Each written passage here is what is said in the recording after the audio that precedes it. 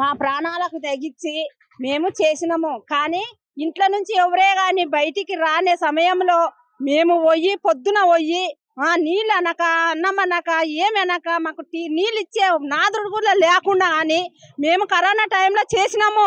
కానీ జగనన్నకు కూడా కొంచెమన్నా జ్ఞానం అనేది లేదు, కొంచెమన్నా విశ్వాసం అనేదే లేదు. నా అక్క చెల్లెళ్ళని చెప్పినాడు, నా తోటి చెల్లెళ్ళని చెప్పినాడు. కానీ ఇప్పుడు ఏం పట్టించుకోలేకుంటున్నాడు జగనన్న. ఎందుకు పట్టించుకుంటలేకుంటున్నాడు?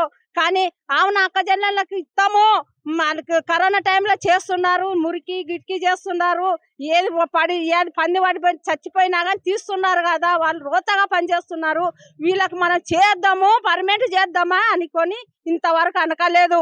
కానీ ఫస్ట్ ఇంతకు ముందు ఎన్నికలలో ఫస్ట్ కాగితం మీదనే మా సంతకం పర్మనెంట్ చేస్తామని మొదటి సంతకం పెట్టినాడు. కానీ ఇంతవరకు పర్మనెంట్ చేయలేదు మాకు. కానీ ఎన్నాళ్ళ ఈ జీతంతో మేము చెయ్యాలా?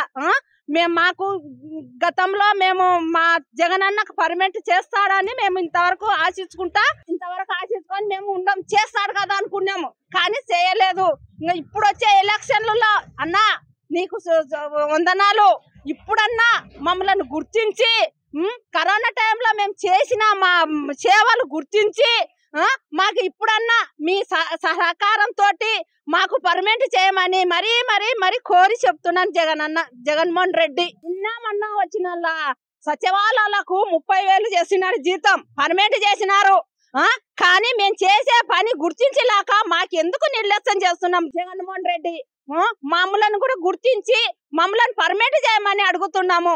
నిన్న మొన్న వచ్చిన వాలంటీర్లకు 10,000 చేసినవు, సచివాలయాలకు జీతం ఎక్కించినవు, మాకెందుకు చేయలేదు? మేము కరోనా టైంలో ఎవరు వచ్చినారు, ఎవరు బయటకు వచ్చినారు?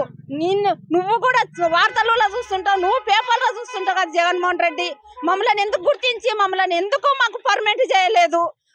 మేము ఎన్ని రోతాపాత చేసే మమ్మల్ని గుర్తించక మాకు చనిపోయిన వాళ్ళని పిఎఫ్ డబ్బులు ఇంతవరకు రాలేదు. 1,30 లక్షలు మాకు ఇంతవరకు ఎవరు కట్టిలేరు, అధికారి కట్టిలేరు మాకు. అవి కూడా ఏం రాకుండా చేసినాం. అందుకే మేము ఈ పోరాటంలో దిగినాం. పారిశుద్ధ్య కార్మికులుగా గత 20 ఏళ్లుగా పనిచేస్తున్నప్పటికీ మా జీతాలను పెంచకుండా, మా కనీస వేతనాలు కూడా ఇవ్వకుండా సతాయిస్తున్నాయి జగన్మోహన్ రెడ్డి. మొన్న ఆయన తీసుకున్నటువంటి ఈ సచివాలయ సిబ్బందికి వేలకు జీతం ఇస్తున్నారు. వారికి ఏ విధంగా ఇస్తున్నారు, మాకు కూడా అదే విధంగా ఇవ్వాలని చెప్పి వాళ్ళు ఆవేదన వ్యక్తం చేస్తున్నారు.